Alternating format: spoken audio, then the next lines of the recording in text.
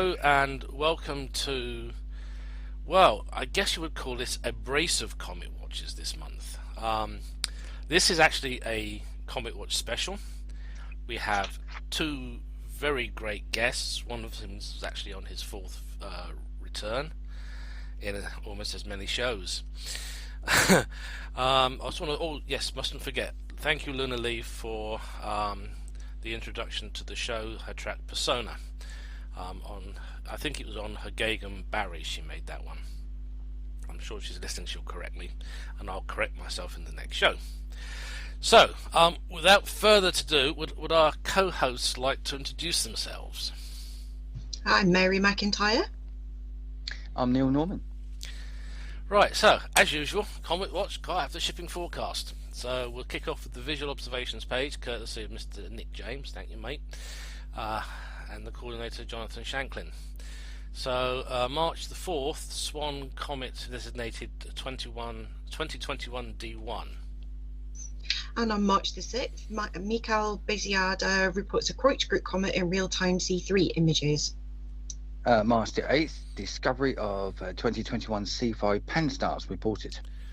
March the 8th, Warchart Bloomplard reports a Kreutzgruppe comet in real-time C2 images. Sorry folks, I've got a shattered back molar, so we may do the odd linguistical goof up. Bless you. March the 11th, Sergei Sherpakov reports a Kreutzgruppe comet in real-time C3 images.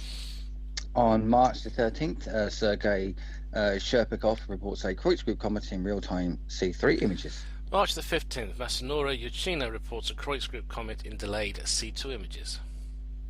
And March the 16th, 2019 Q1 periodic hill recovered as 2021 E1. March the 20th, Warshot Bloomplod reports a Kreutzgruppe comet in real-time C3 images. March the 21st, discovery of 2021 C6 Lemon reported. And on March the 21st again, Warshot Bloomplod reports a Maya Group comet in real-time C2 images. March the 22nd was the discovery of 2021 D2 ZTF reported. The Zwicky Transit Facility. We love it, don't we? Okay, March the 23rd, Warchart Bloomplod reports a Kreutzgruppe comet in real-time C3 images. And on March the 24th, we have Piyuan Sun and Mikhail Beziada reporting a Kreutzgruppe comet in real-time C3 images. March the 25th, and cometary activity confirmed in 2020 F7. March the 26th, Warchart Bloomplod reports a Kreutzgruppe comet in real-time C2 images. And March the 27th, Trigiev Presgard reports a Kreutzgruppe comet in archival C3 images. March the 28th, and Simon Liwu reports a Kreutzgruppe comet in real-time C2 images. March the 29th, Pian Sun reports a Kreutzgruppe comet in real-time C3 images. And on March the 30th, Warshati Bloomplod reports two Kreutzgruppe comets in real-time C3 images. Lucky boy. On April the 1st, Rafael Biros, my apologies, reports a Kreutzgruppe comet in real-time C2 images. And April the 1st, it was updated. And no April Fool's jokes here. Now, a good piece of news is the Comet Section team have added a new link to the Elsewhere on These Pages section, old 2021 news. In fact, Mary and I had a quick look at it and a nice chuckle, didn't we, Mary? We did. Okay, so current comet magnitudes and observable region. So we're going to kick off with 2020 R4 Atlas. Magnitude 9.5, steady, 60 degrees north to 70 degrees south. It's a morning object, last visually observed March 2021. Then we have 2021 D1 Swan. That's currently magnitude 11 and fading. That's observable 55 degrees north to 40 north. That's an early evening object, last visual observation March 2021. Next, an interesting object, 2020 T2 Palomar.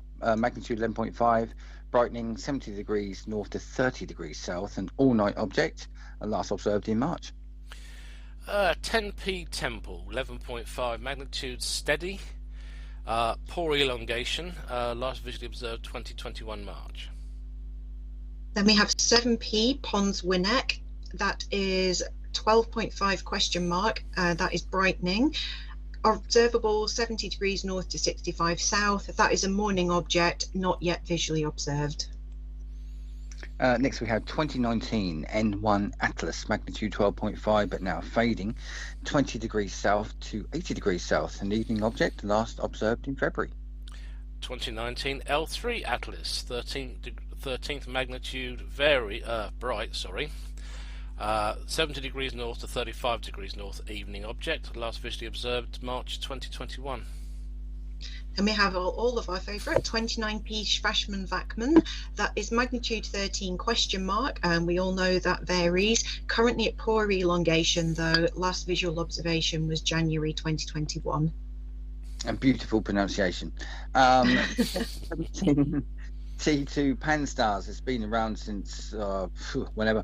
Magnitude 13.5 and fading, 20 degrees north to 80 degrees south, so it's slipping. It's a morning object and was last seen in September 2020.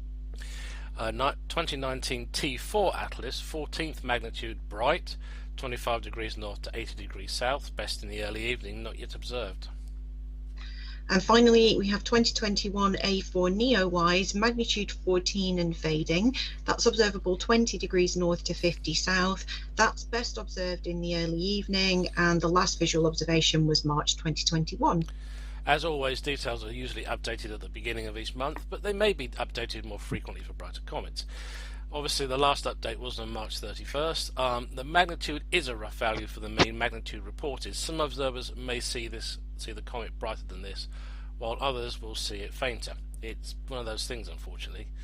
The observable region is an approximate location of the latitude in which the comet may be seen. Under good conditions, comets may be visible outside of this range. The period when visible is for the UK, if the comet is visible from the UK, otherwise for 40 south or the equator is appropriate.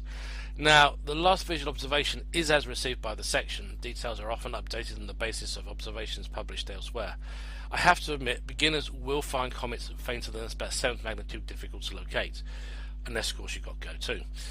But anyway, so go to the BAA Comet Section visual observations page for more information on positions and finder charts. What I am going to quickly say is 2020 R4 it's been quite a naughty little comet. It's a binocular telescopic object, already in the early morning sky for UK observers. Martin Mobley, of course, has imaged it remotely from Australia, showing a well-condensed coma. It doesn't move into our evening sky until April, but by then it'd be fading. But I'm not looking at this. This is currently at where are we? Yeah, 9.5, steady. So you never know. Comets are like cats, and as David Levy is quite happy to point out, like cats, they'll do as their tails as they like, including their magnitudes. So fingers crossed. It may be a lot better for us, at least for a short period in April. We can always hope. We can. And well placed. Yes, it is. Well placed, up and getting further up. So good stuff. And of course, the other one that some sources have been hyping is, of course, 2021 A1 Leonard, which may or may not reach 4th magnitude by the end of the year. But you know what? It's going to be visible in the morning sky, and you will need to be up at 6 a.m. to see it. And I'm always up at 6 a.m. anyway, so by then... Yeah, but the paper said it's going to light up the sky, so we're fine. Oh, if I had a penny for every time the papers promised us a bright Hale-Bopp or Hyakutake style comet, I'd be a rich man by now. But unfortunately, no. You are rich. You've got loads of money. Really, Neil? I wish. But seriously, though, journalists have no clue, and they don't speak to us astronomers, not even to us amateur astronomers. So, unfortunately, no. Well, they do, but they don't usually like what they hear, so they'll then go and talk to somebody else who tells them what they do want to hear because it's great clickbait. So for new people out there, don't believe the hype. Go and talk to an actual astronomer about these stories because they're invariably wrong. Go to your local astronomical club or society. Yes. They will help. They will point you in the direction of their comet guy, or even point you in our direction, which is just as good because we'll tell you the truth. Terrible, isn't it? Okay, so as I said, we do have special guests. Oh, looking at that time, I'm just going to pop us on pause and I'm going to start dialing our guests in. Excellent. And we're back. And of course, would our guest, like one of our first guests this evening, like to sign in, please?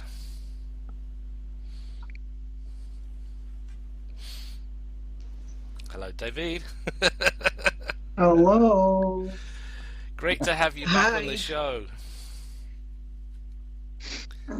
So would you like to introduce yourself for people that might not recognise your voice from last month?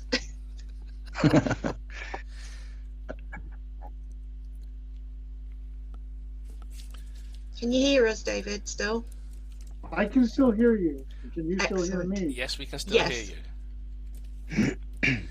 I was looking at your book about Gene before we actually started recording the show, and Yeah. I saw Brian's comment about the comet pair, 1988E and 1988G, and how the fact that they were pretty much in the same orbit together. Yes. That must have been quite a coincidence. Two comets almost in the same orbit.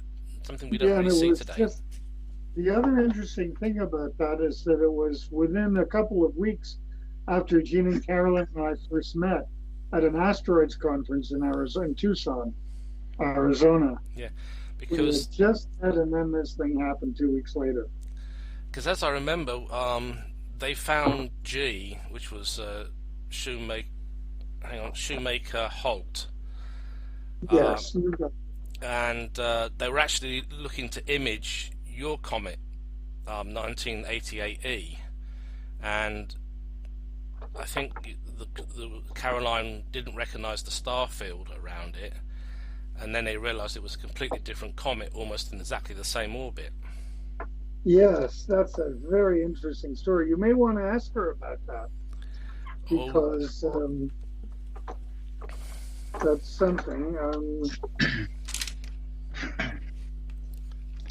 Are the comets related then, or was it just 100%, just a pure by accident thing? Comets were related. They were once one comet that split up right. 12,000 years ago. I see. That makes sense. Yeah. Well, did you see the picture I sent you earlier this week of my scope now finally in its final position for the next few that was years? so nice to see that. Yeah, thank you. Well, you called yours Minerva. I called mine O. I'm a fan of Sandra O. And I was told that if I dared to call it Savick after Kirstie Alley's character, one of my friends said that A, he would tell her, and B, I better start running. She may not be amused. So, it's My, good. Go on. my telescope was called Michelle Thaler. She's the pin-up lady for NASA. Right. My telescopes do not have any names, I'm sad to report. Oh dear. I'll have to not Comet Lovejoy. Oh, now you're giving me ideas. We did have a good laugh about that on the last show, or the other show, or the show that, whatever show you weren't on. I can't remember which one now. It was the I think last it was one, like Neil. Dave. Well, the one with David. Actually, David's on every show, so it was yes. And we had a laugh, and I think Dan Green actually wants to see your tattoo. Oh, really? I didn't must have men- missed the end of the show. I did listen back because I couldn't get logged in on Zoom, so I must go back and listen to the very end. I must have missed that conversation. Yeah, it was all Nick's fault. I wasn't involved. Debbie, Anyway, we're not here to talk about my tattoo. We're here to talk to David. yeah. Debbie, could you tell me a bit about why you wrote the book about Gene? This was just after Gene perished in that car accident in Australia, and I was talking with some people actually from your country, from England, and they suggested, this might be a good time for you to write his biography. And they even had this suggestion for the title, Shoemaker by Levy. And that's what we did, and it worked out very nicely.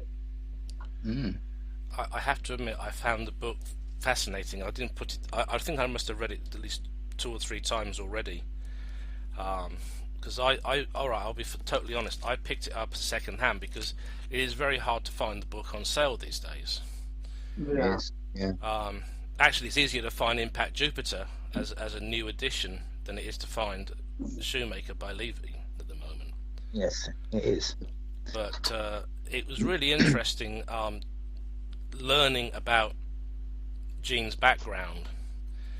And actually, what I did do a couple of nights back, because we've been talking about the Callisto crater chain and Shoemaker Levy 9, I actually got my lunar atlases out and stuff, and I actually found the crater chain I was thinking about, which was the Davy crater chain. Yes, that's one I'm familiar with also. So I will put a link into the show notes for people who are interested in having a look at it. It is quite a fascinating crater chain, and I think it demonstrates what could have happened to us if we'd had a Shoemaker Levy 9 style comet actually impact on the Earth. Because I know that was one of Gene's favourite things, was improving impactor sites. Oh yes, and that's what he was doing when he died in the car accident. Carolyn survived it, and she is still living and actually doing quite well. And she is doing very well, and looking forward to the interview today.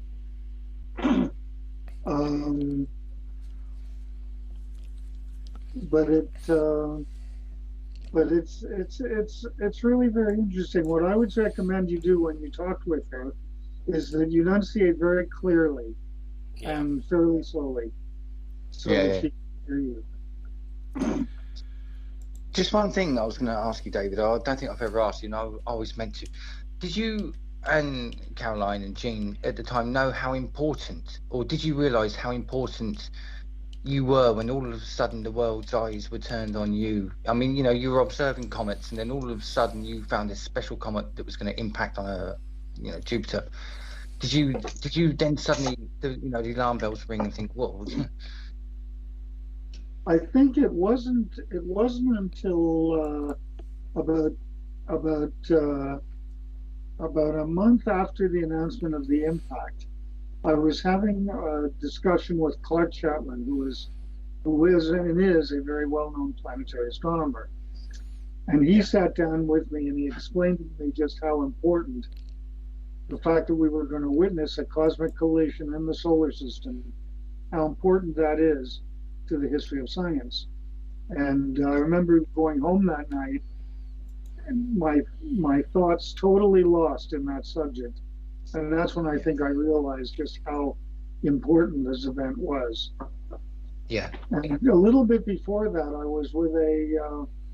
I was with some friends in Washington, and they said at the same time, this was even before the announcement of the impact, they said that they thought that Shoemaker Levy 9 was probably one of the 3 or 4 most important comets ever found. And I wasn't sure about that at the time, but I think history has proven him to be right. But that was really very, very special. It was the start of people actually starting to take it seriously about near-Earth asteroids and looking for these objects properly and studying them, wasn't it?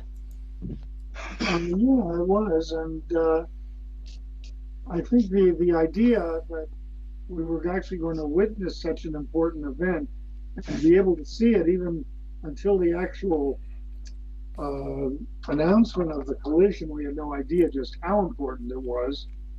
But we really were able to see, and it wasn't until the first impact when we could actually see the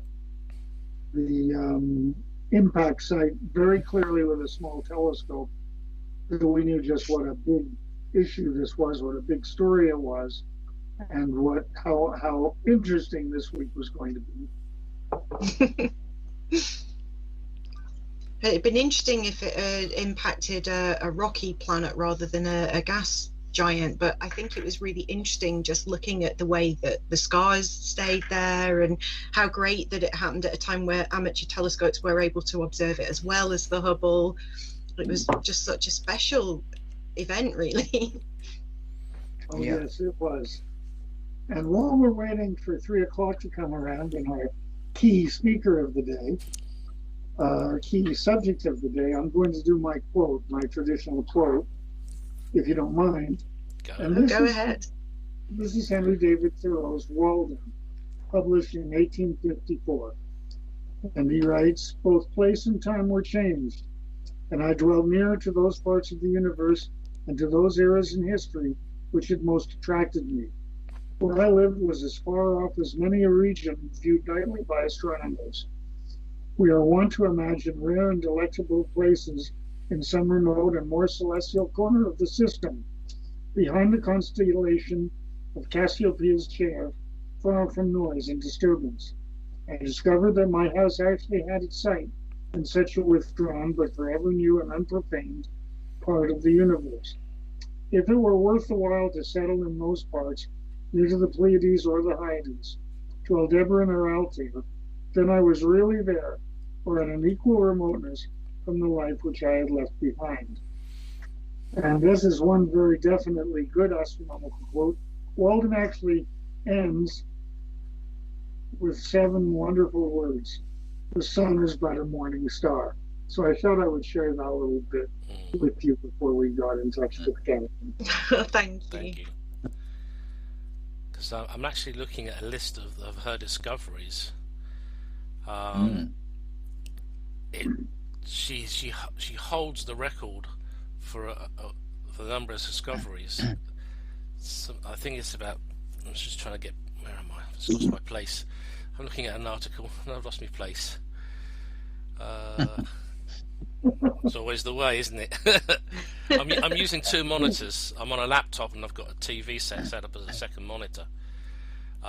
She holds the record for most comets discovered by a single person, and for the number of minor planets. Minor planets, yeah.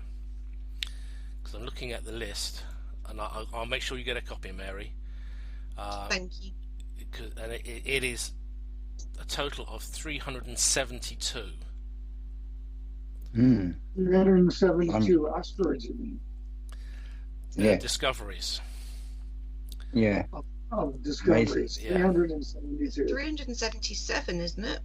Well, this page may be but yeah, it's a lot. It's a lot. Yeah. It must be quite amazing to have discovered so many of these sorts of objects, and then to be able to see it, sample return missions and probes going and visiting them and actually seeing them up close, because that must have just seemed something that would never have happened in our lifetime at one time. And I literally this evening before we came on the show, I was watching a talk about sample return missions to asteroids while we ate our dinner for Edinburgh Astronomy Society. The wonders of Zoom, we were able to do that. Yes. When did Caroline actually retire, David? Well, after Jean died, Jean Yeah. had wanted Carolyn and Wendy and me to continue our search program with 2 Schmidt cameras, which we did for a number of years. Yeah. And it wasn't actually a suddenly thing. After a few years, we did it less and less. And then we stopped doing it, I'd say, about 20 years ago or so. So she's been retired for about that long now. But she's actually doing well. I speak with her over the phone every Monday. Although this week I've spoken with her 3 or 4 times, and I hope to be speaking with her again in about 10 minutes. Yep. Yes. Not long now. I'm just going through the list. It's an extraordinary list, isn't it? Yeah. I'm just scrolling through it myself. It's hard to even know where to start, to be honest. 135p Shoemaker Levy, 137p, 138, 145, 146p Shoemaker Linear, and of course. I must admit, David, it's like, go on, Neil. as I said earlier on, I said David, to the guys earlier on. You were quite the the A team of the comet world. I mean, I personally grew up on your name in the magazines and your books, and it was like a lot of the generation today will be listening and they'll be hearing Pan Stars every 10 minutes, or Neowise or Atlas. When I was back then, it was always when's the next Levy or Shoemaker Levy comet coming or things like that. You were the people to go to for the new objects, weren't you? For a while, yeah, we were finding comets, I think, at the rate of 1 or 2 a year. Except 1991, I think we found 6 comets that year, and then I found a visual one. So for a total of 7 that year, or possibly 8, I'm not really sure which it was that year. But 91 was our really successful year. 92, not so much. 93 was really important because of the discovery of Comet Shoemaker Levy 9. And I'll never forget the day I woke up after that discovery, and Carolyn was already up and about, and I walked into the kitchen and I just looked at her and she looked at me and we just embraced, and she said, "This is a real unicorn we picked up last night, isn't it?" Yeah, it really was something incredible. Because Caroline was the first one to see it, wasn't she? She was the first one to see it. And then Jean very quickly went to look at it, and then I got a chance to look at it afterwards. But it'll be very interesting, I think, to hear the story from her point of view. Yes. And I think I've always wondered. I've always wondered why you were looking Jupiter way in the first place. You know what I mean? To be in the field of view. And I was actually on those 2 films, extremely overexposed, an 8-minute exposure. And all of a sudden, as Carolyn is scanning those films, she just stops, looks very closely, and then looks at me. And she said, "I don't know what I have, David, but I think I've stumbled on a squashed comet." And that's began the story. Yeah. Of course, we know that Jupiter can either be a godsend to the solar system because it captures the comets, or it can be mean and decide to kick them into the inner solar system, and the Earth beware. Jupiter has protected the Earth from a lot of these comet impacts. If it weren't for Jupiter, the Earth would have had many more impacts than it does.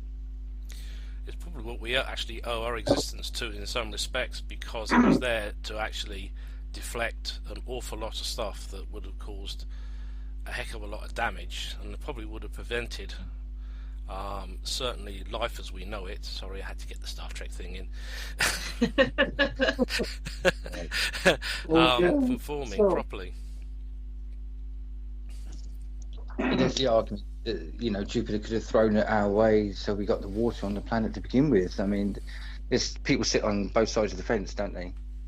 Well, for that one. Now the models are suggesting Jupiter may have started its life in the inner solar system and migrated, so it could have hoovered up stuff that would have been a threat to us on its way back out, I guess. Yes. And I guess our models are kind of on their head since all the exoplanet research that's been going on. Yeah. That is very true. Well, as I say, all I can say is that thanks to Jupiter we have some terrific comets to look at, and it was nice that they actually got Hubble back into service quick enough to actually follow through the Shoemaker Levy 9 impacts. I know they were actually done some upgrades to it, and it wasn't supposed to be online really at that time. I'm glad they got it back on. And how ironic, when the Weasley impact happened, again Hubble was just gone through had just been serviced, and it was being brought back online and tested, and yet suddenly there's a second impactor on Jupiter that caused quite a storm in the astronomical world. Yes, that When certainly was was. that one? That Sorry, was what year was that second impactor? I don't think I knew about that one. The Weasley impact. Mm, Is Anthony it was 2000? Early 2000? no okay. 99. I want to say. Oh, no. Ah, I'm going to make a note of that and look that up. Yeah. I'm doing that right now. Sorry, David, I think you was about to say something about the Weasley impact there. I interrupted you. Apologies. Oh, no, actually, I wasn't. I'm just enjoying the conversation. It's so nice when things are working. Actually, correction. It was 2009. My error was due to the fact that some of the imaging team who were using the Keck and the infrared systems up on the big mountain did a parody song using Prince's 1999 as the basis. Okay. It was quite a good one. I liked it. It keeps every time someone puts it back up, Facebook take it down because Prince's estate doesn't like it. Yes. No, Facebook won't let you do any copyrighted music, full stop. They're very strict on it. Yeah, YouTube do that as well. They'll take it down straight do. away, unfortunately. Yeah, well, my Iridium Flare photography memories video got taken down yesterday because it posed a safety risk to the public, apparently. I'm like, really? The modern world is great in many ways and also really annoying in others. Definitely. God. Yes. Yeah. Have you been observing recently, David, yourself? We've got some comments in the chat. Still observe every night. I was out last night briefly, and I hope to be out tonight. The weather's getting pretty mild here in Arizona as we get ready for our spring. But I'll be out tonight, and I'll be out tomorrow night, and Sunday night, if it stays clear, I'm going to go to an even darker site than the one I have here at the house, and do some really good observing for a few days, for a couple of hours. Looking forward to that very much. Yeah. Nice. So I see on the Wikipedia page, which is obviously going to be very accurate, that you've discovered some novae in the past as well. And I was just wondering, have you been observing Nova Cas 2021 at all?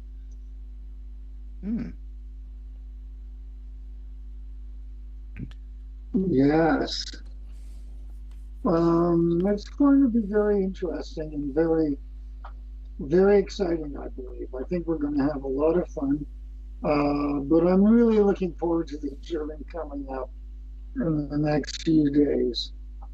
But last night I had the distinct honor with an acquaintance of mine of watching my very favorite movie, which is 2001: A Space Odyssey.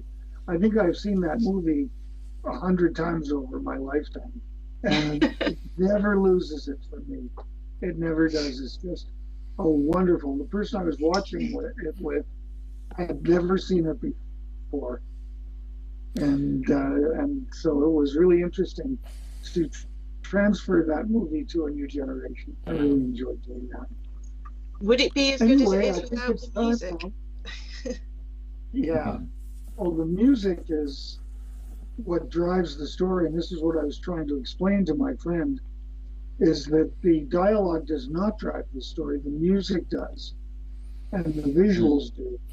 And I think this is one of the things that I love about that movie. Yeah. Yeah, so the sequel wasn't all that particularly good, but I thought it was not as good as the original. Yeah.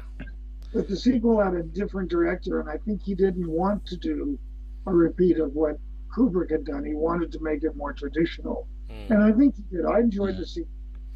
I've got both of them on Blu-ray, and I think the Blu-ray transfer has really upped the movie in some respects, particularly if you're on HD TV and you're watching it in Blu-ray. It is so much cleaned up from the DVD version, which had all the pops and crackles and damage to the negative as well. Well, my friends, it is now 1 minute before 3 o'clock.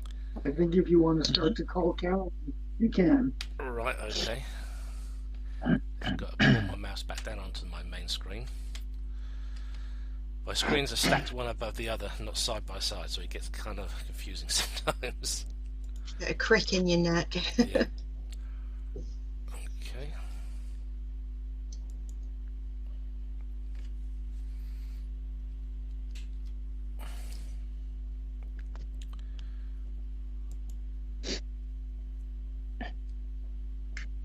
Oh, okay. Wendy, we're calling Carolyn now. Right. Doesn't like me doing it that way. Just a second. Because I'm not used to dialing the states from here.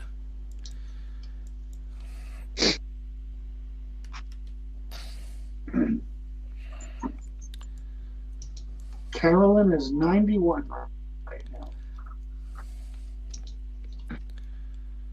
Oh, that's amazing. Yes. Very well.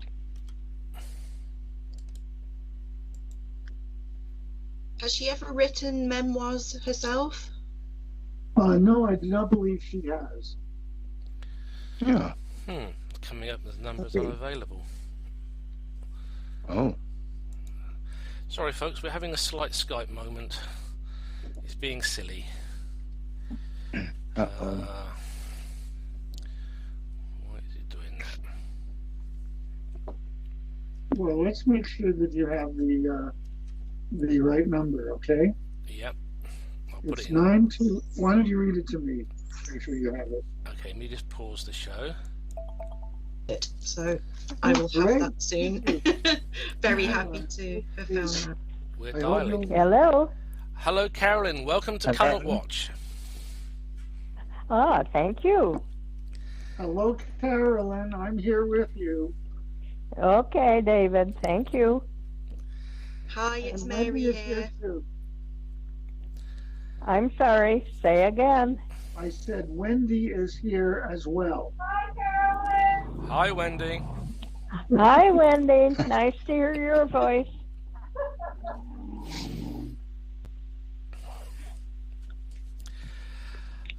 Great to have you with us. Carolyn, Yes. could I ask you to tell me about Comet's 1998 E and G? Shoemaker, Levy, no, Comet, Levy, and hang on, and Shoemaker, Holt. Got it right, I think.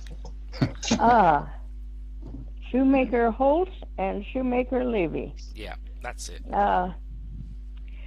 Well, I don't remember too much about Shoemaker Holt.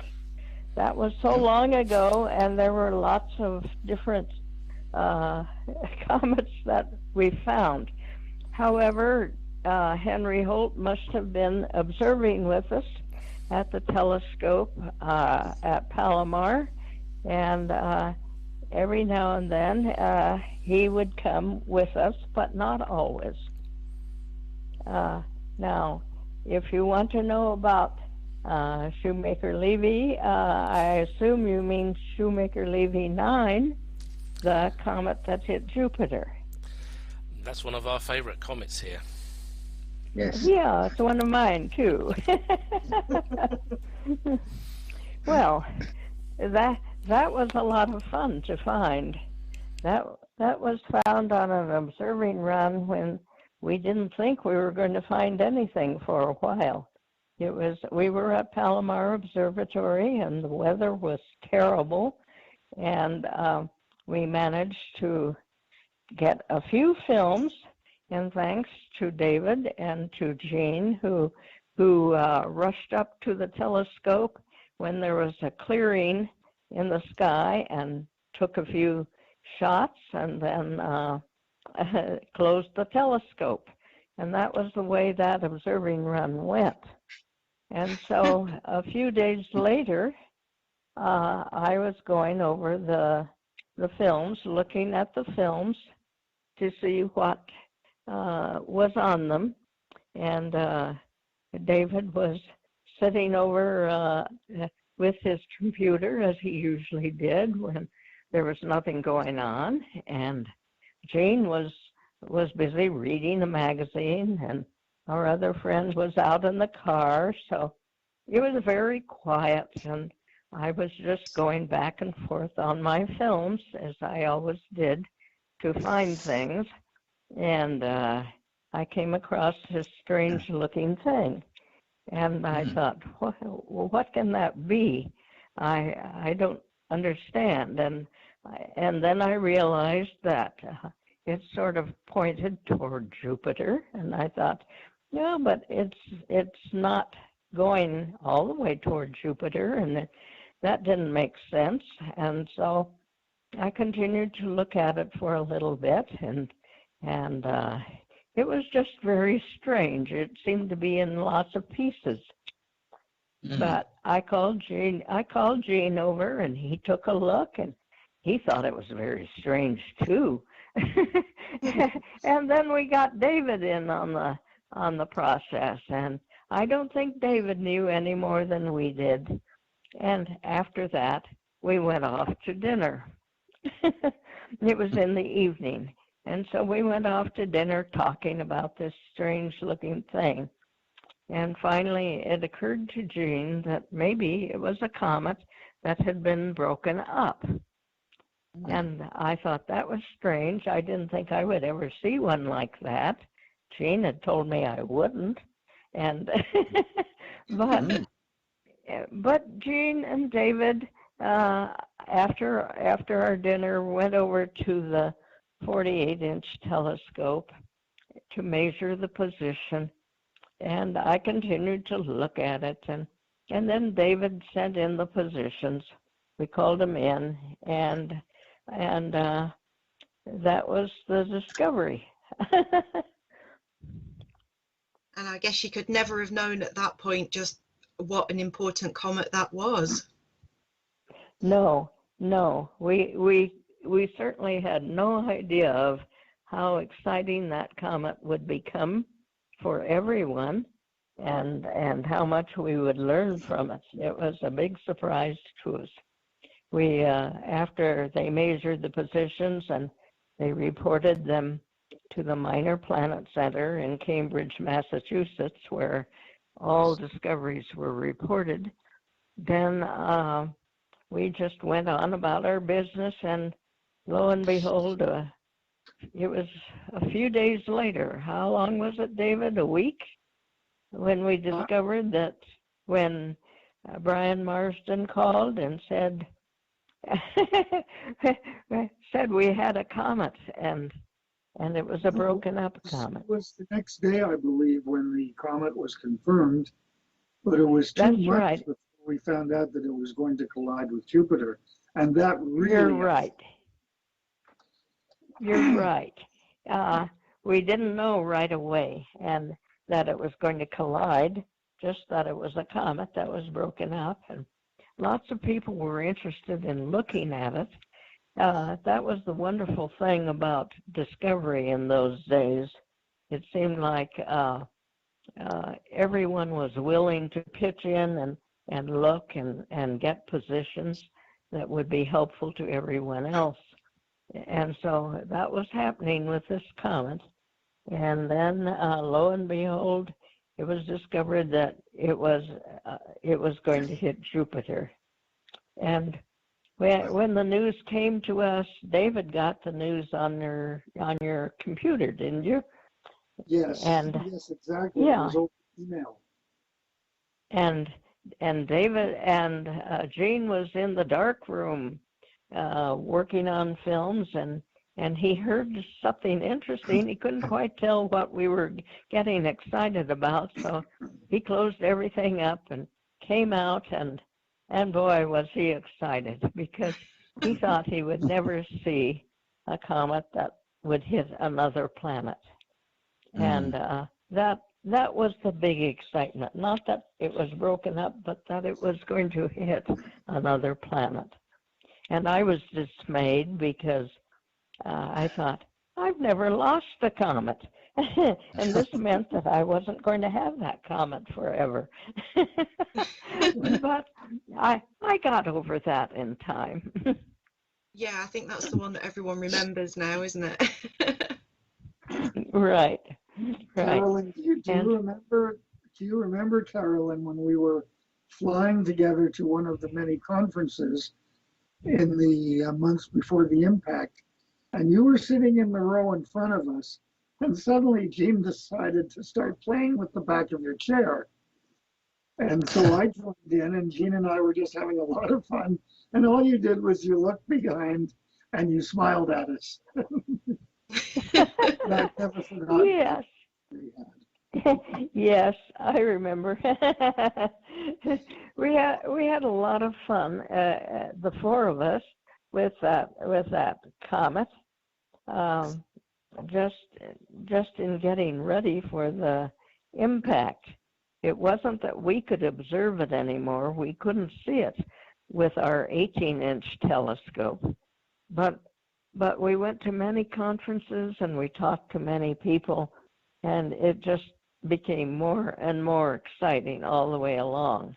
And that was a real thrill to us. So did you guys get to actually observe the impact? We did get to watch the impact.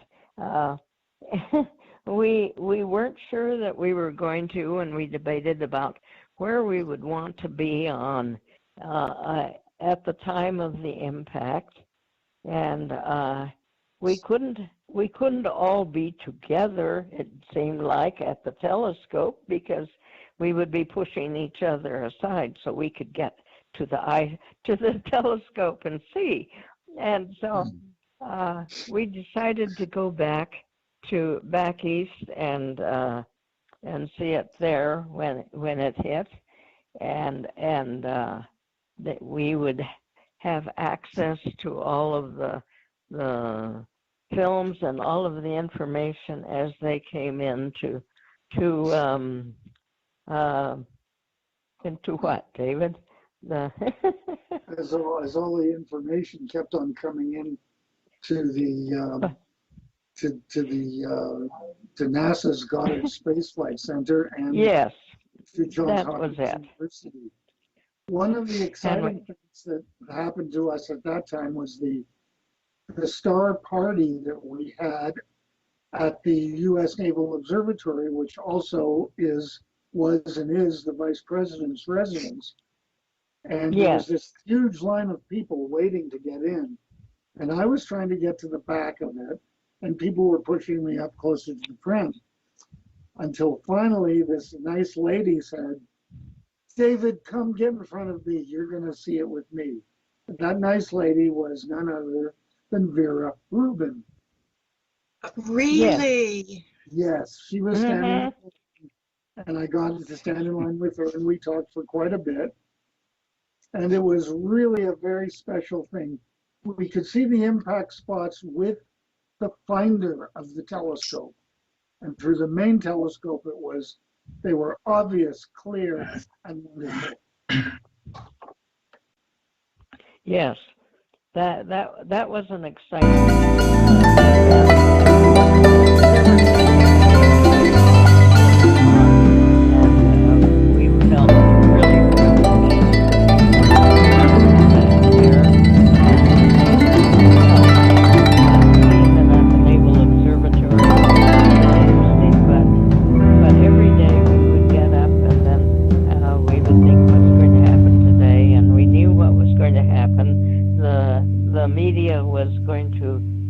Upon us and want us to give interviews, and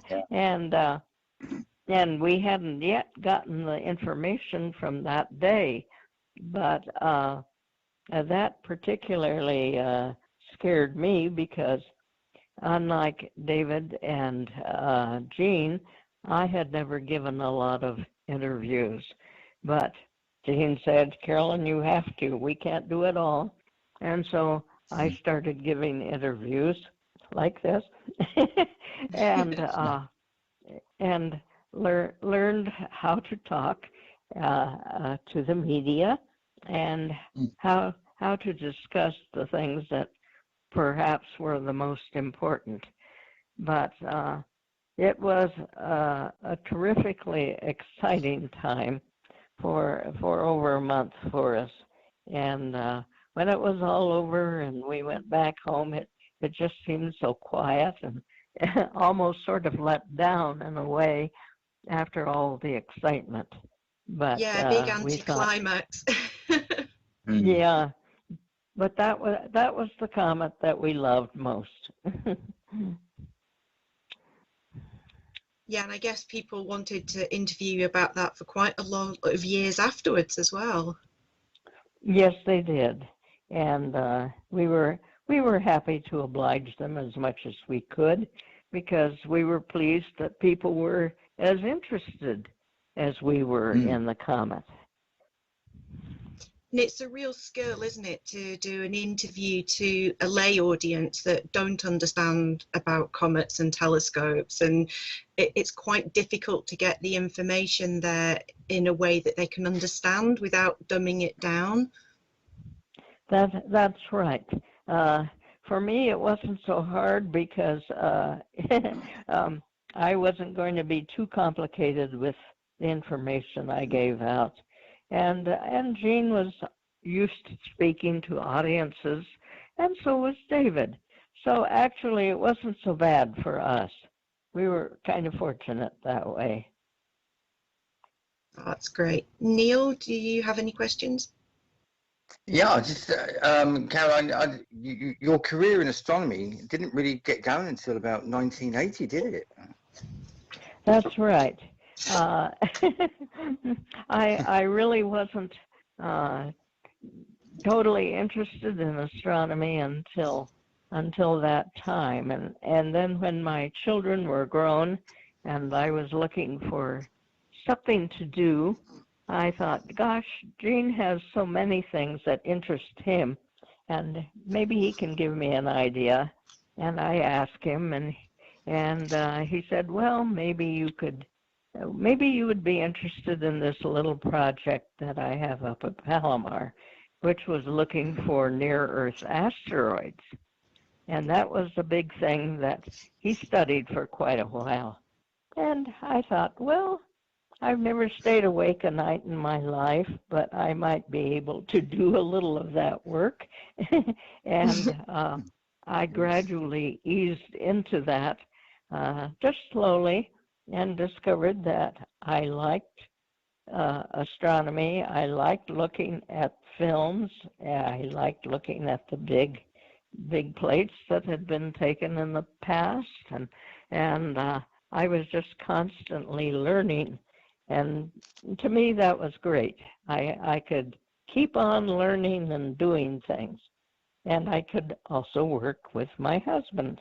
So I did that starting in 1980, and that was good. Yeah, not everybody can work with their spouse successfully. No, and many times there were things that Jean and I could not work together on either, but the astronomy and the project at Palomar, the comets and asteroids, that was a project we could work on, and we carried that on over into the work that we did in Australia with looking for craters that had been made by these objects when they hit the Earth. And so we had some wonderful years together working that way. No, that's amazing. Yes, I think you actually got, was it 800 asteroids, Caroline?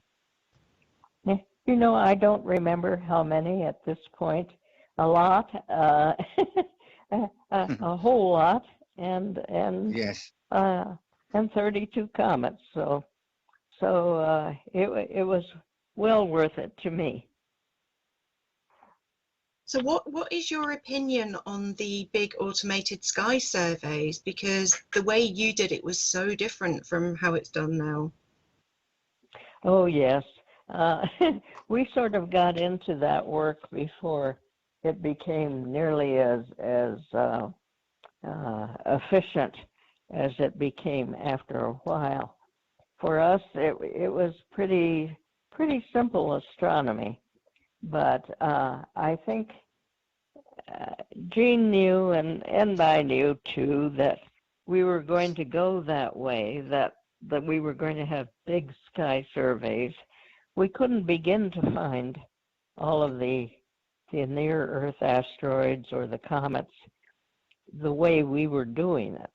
It was just much too slow and too simple. But the big projects made a huge difference. And while I wasn't exactly for them at the time, in a way I was, because I knew that was the way we should go, and that was the way we would keep learning more. Yeah, and we now have Asteroid Day and lots of events to try and raise awareness of the importance of tracking these objects. That's right. And I think knowing how David does it down in Tucson with all of the telescopes he works with, he's pretty efficient. He became so efficient that I couldn't work with him anymore, really, because if he could set up his telescopes and they could work all night taking images, and in the morning they could sort them out and then report any discoveries to the Minor Planet Center without the human touch, so to speak. Well, I was expendable. Actually, if I could interrupt for a second, you were not expendable. Most of the telescopes that we were using back then are no longer operating. We have had to rebuild our observatory in the last few months, hoping that we might get some of them working again. But actually now, as I get older, I'm going back mostly to the visual that I started with, and that I don't think will ever end for me. I don't think I ever will find another comet, but I'm still looking, and the search is what is really important to me. And the visual is a lot of fun too. It's really kind of nice to get out there in the very early morning or at night and be looking in the telescope or looking at the sky, searching and thinking what's up there and what would it be like, and could it be anything that would hit the Earth, and just looking and thinking about all of those things. I think my one of the things I treasure about our program was the fact that I learned to value what I could see in the sky and what had been found and what was going on up there. And I had no idea before that there was so much. It's part of the magic of being out there, whether it's out in my backyard or at Palomar, or even at Carolyn's home in Flagstaff. But it reminds me of one of the great comet discoverers of the 20th century, Leslie Peltier. And he wrote, I had watched a dozen comets, hitherto unknown, those are the ones he had discovered, slowly creep across the sky as each one signs its sweeping flourish in the guest book of the sun. That's good. That's nice. Yeah, good. What was the last comet you observed, Caroline? I don't know at this stage. I really have no idea. It's been too long. There's so many of them. Yeah, if I don't read my observing book, I can't remember what I saw last either. Well, I know David and Wendy can keep on looking at the sky and observing. It's not something I can do anymore. In my situation, I'm in a senior living home, and I don't get to see the sky nearly as much as I would like to. But I like to see the images as I have a chance, and I like to read about them. And I know that we're we're going to keep on learning a great deal more about the sky. I wanted to ask you, Carolyn, about have you been following the sample return missions to asteroids? I follow the missions to an extent, yes. I'm quite interested in the missions. I I have no idea how they're going to turn out. I don't, I've been very impressed with the things that we've been able to find with the various missions that have gone. But whether man will actually go out and make a big contribution anytime soon, I don't know. I kind of wonder. But at the same time, I do follow it as much as I can. Yeah, I think it's important to learn what these things are made of and how they're behaving if we're going to have any chance of keeping an eye on defending the planet, really. Sure it is. So I was also going to ask, I do a lot of talks and I speak to a lot of young girls that are just getting into astronomy. And is there any advice that you would give to somebody just starting their astronomy career or is thinking of changing career later in life? I have to laugh because I used to speak to groups here at the college. They used to have some of us go over and talk to high school groups of women about what we did and what they might like to do.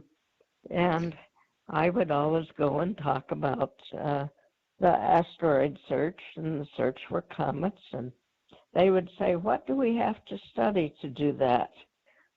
And I would say, well, it would be good if you took lots of mathematics, if you took Yes. all of these subjects, lots of science. You need to know a lot about the sky, and you could just see these girls start to turn off, particularly when I mentioned mathematics for some reason. Yes. That was not their favorite subject. So that did not thrill them. But there have been many young women that nevertheless progressed beyond that and did take sufficient math and sufficient science that they could go on and become good scientists and good planetary scientists. Well, there are so many fields of astronomy now, aren't there, with astrobiology and exoplanet research. And yes, there's maths involved with all of it, but you don't have to be a mathematician to do astronomy. No, you don't have to, but it sure helps if you know quite a bit. Neil, have you any further questions? Well, I just wonder how it felt to be in the spotlight. I mean, when you do, I mean, all of a sudden you were doing your normal job, looking at these films, and then all of a sudden you must have had a lot of dread when the world's media were turning up on your doorsteps or ringing your phones all the time. It must have been quite a hindrance. You get in the way of your work. Oh, I had mixed feelings. Part of the time it kind of got in the way, but part of the time it was a good feeling to know that people were interested. You know, a lot of the time in our early astronomy, people weren't that excited about asteroids and comets, and I mean, who's interested in those? But when we started finding things, why people became more interested, and they became more interested in what this meant and where you could find them and the whole shooting match. It became a different world, and so I didn't begrudge them that. I was always glad if I could inspire anyone to go ahead and do more along that line. It's all an outreach opportunity, isn't it? Yes, it is. It's a terrific opportunity. Actually, Carolyn, with all due respect and wonder at the wonderful answer you gave about the importance of being proficient in mathematics, because I come from a totally different area.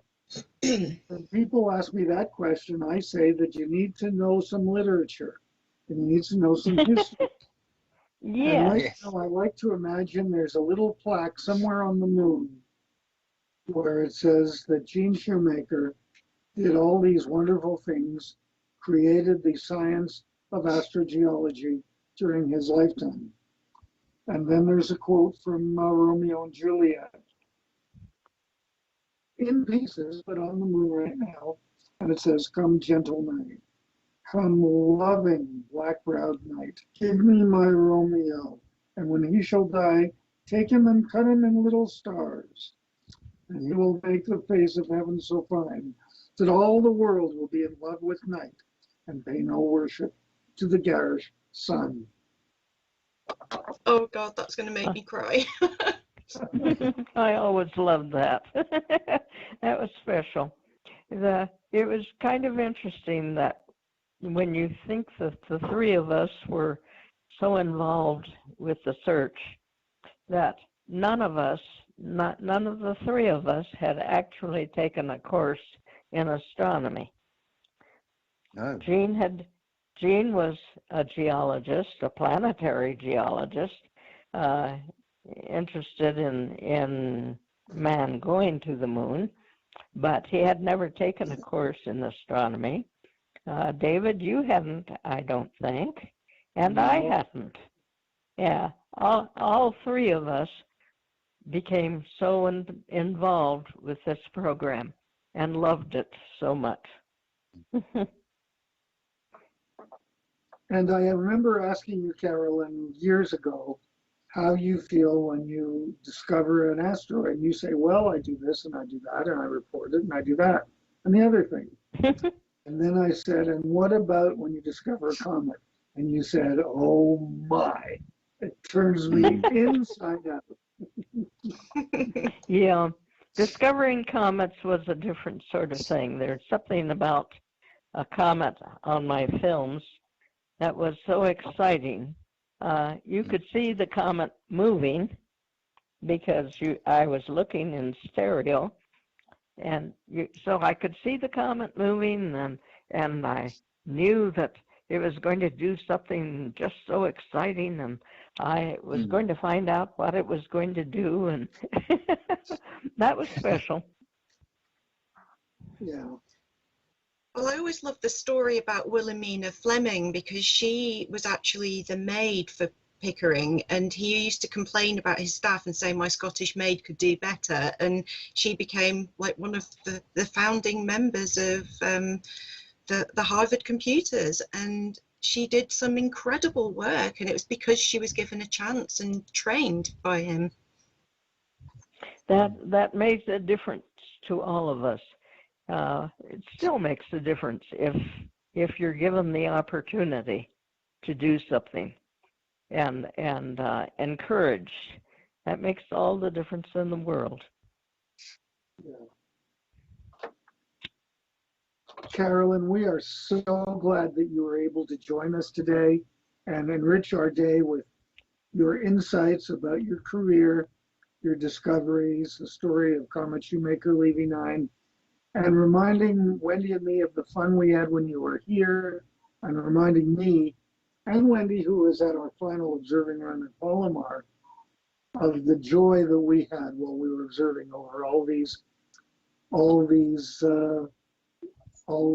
nights and all those months at Palomar Observatory.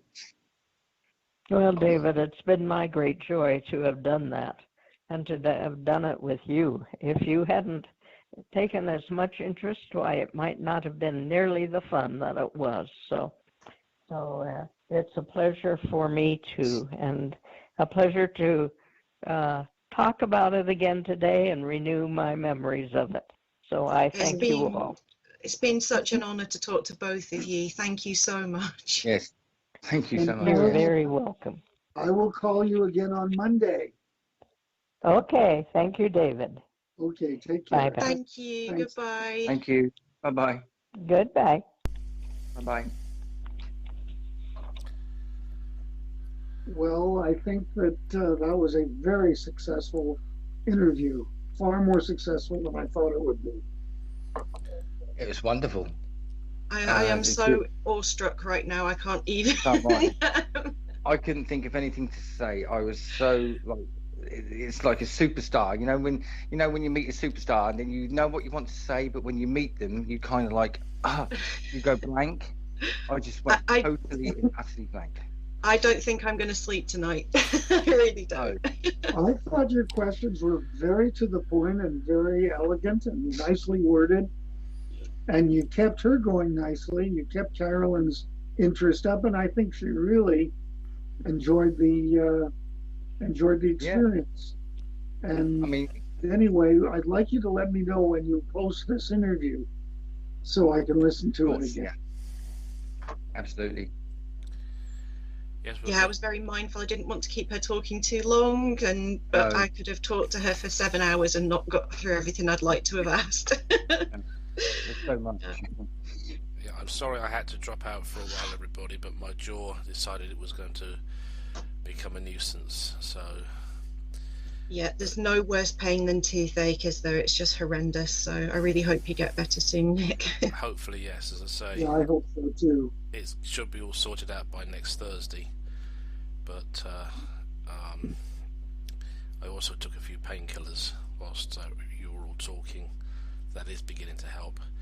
David, thank you for coming on. Thank Caroline from me as well. And me. Yes. Thank you.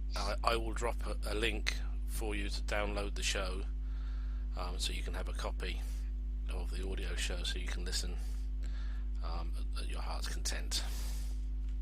Great. Well, thank you so much. This has really been a pleasure, a privilege, and an honor. Thank you, and we'll be in touch. Absolutely. Thanks, Dan. I'm so glad I was able to talk to you this month because of the technical issues last time. So thank you for coming back. Okay, it's my pleasure. Well, Take care. Bye. we look forward to your next visit to us here on CometWatch with great anticipation. Well, Yes. thank you, and I'm available for that whenever you need me. Thanks a lot. Okay. Thank you. So I think the best thing to do now is for us all to say good night. And this, as I say, this is a 2-month CometWatch. So excuse me, folks. Sorry about that. You're going to have 2 CometWatches this month, so it's even better than a blue moon. Yeah. So all I should say Okay, is well, take care, and thank you. take care, Thanks. Dave. Good night, David, and everyone. we look Thank forward to you. hearing Good you night. again soon. Good night. Good night. everyone. Thank you. Bye. Bye. Thank you. Bye.